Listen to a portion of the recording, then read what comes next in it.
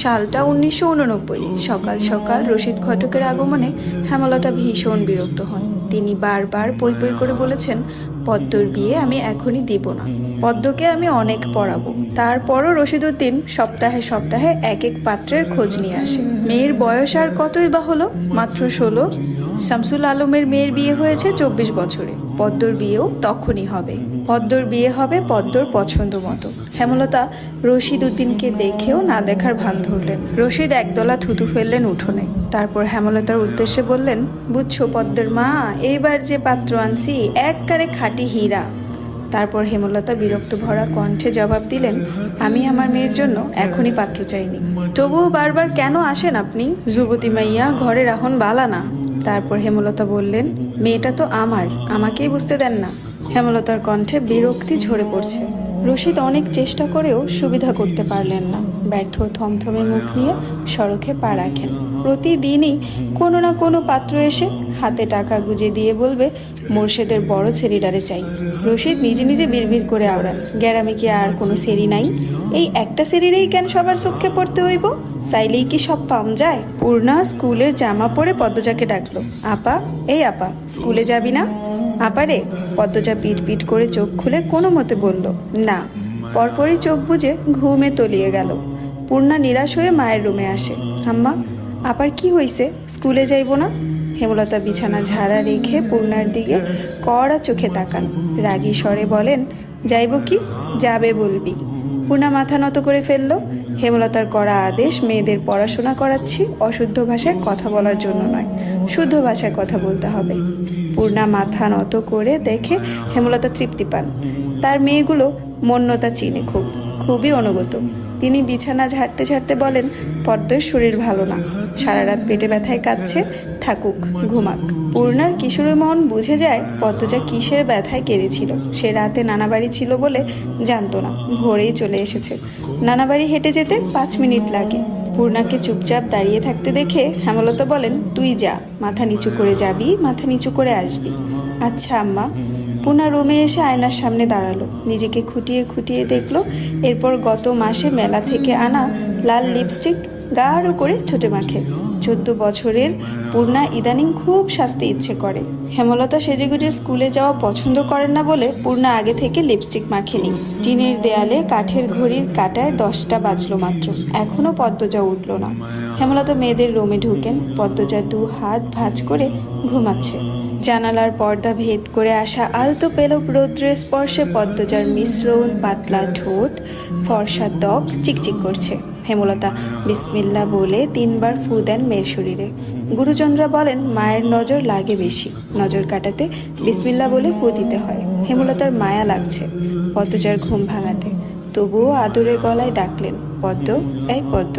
পদ্মজা চোখ খুলে মাকে দেখে দ্রুত উঠে বসেন। যেদিন ঘুম থেকে উঠতে দেরি হয় সেদিনই হেমলতা ডেকে তুলেন। পদ্মজা অপরাধী কণ্ঠে প্রশ্ন করল, বেশি দেরি হয়ে গেছে আম্মা? হেমলতা বলেন, সমস্যা নেই, মুখ ধুয়ে খেতে আয়। পদ্মজা দ্রুত কলপারে গিয়ে ব্রাশ করে মুখ ধৌত করে।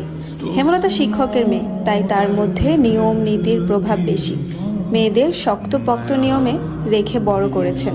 পদ্মজা রান্নাঘরে ঢুকে দেখলো প্লেটে খাবার সাজানো। সে মৃদু হেসে প্লেট নিয়ে টেবিলে গিয়ে বসলো। তখন হেমলতা আসেন।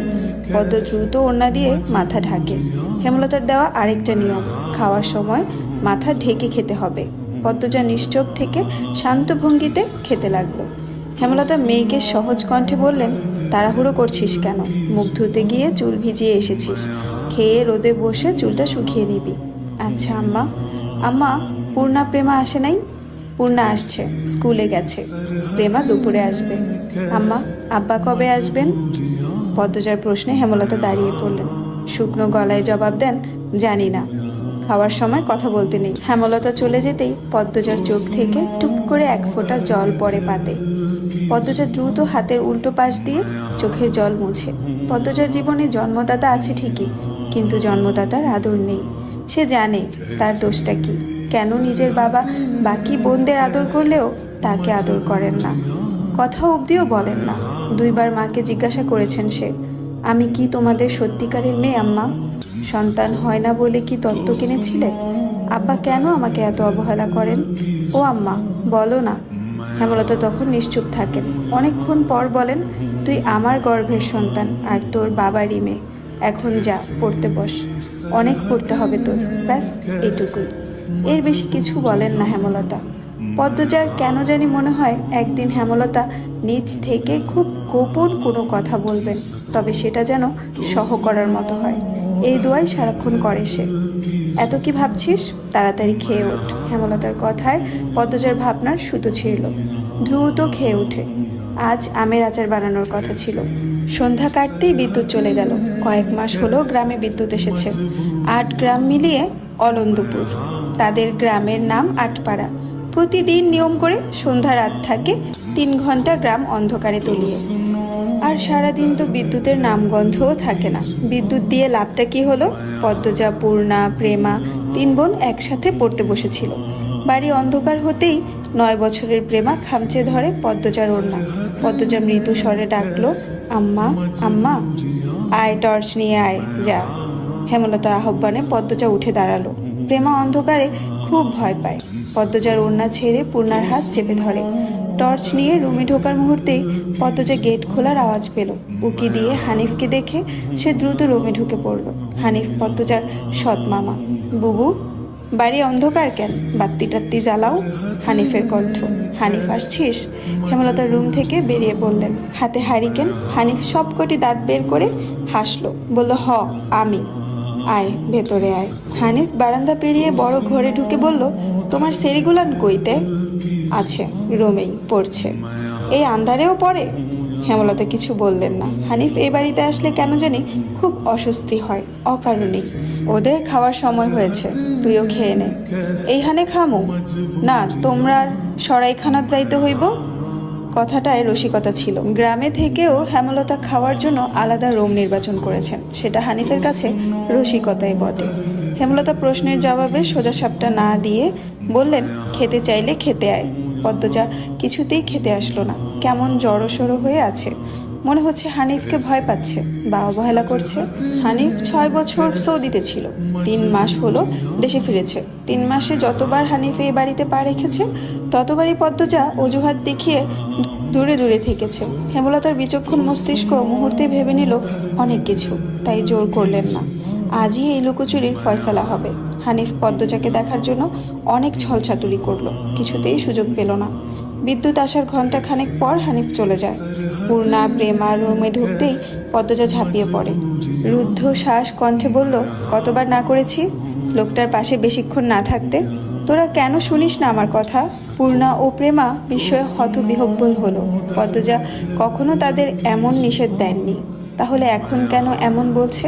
হেমলতা রুমে ঢুকতেই পদ্মজা চুপসে গেল। পদ্মজা, আমার রুমে আয়। মায়ের এমন কঠিন কণ্ঠ শুনে পদ্মজার কলিজা শুকিয়ে আসে। হেমলতা নিজের ঘরে চলে যান। হেমলতা মেয়ের দিকে তীক্ষ্ণ দৃষ্টিতে তাকিয়ে আছেন। পদ্মজা নতজানু হয়ে কাঁপছে। সুন্দরীরা ভীতু আর বোকা হয়, তার দৃষ্টান্ত প্রমাণ হলো পদ্মজা। হেমলতার খুব মায়া হয় পদ্মজার সাথে উঁচু কণ্ঠে কথা বলতে।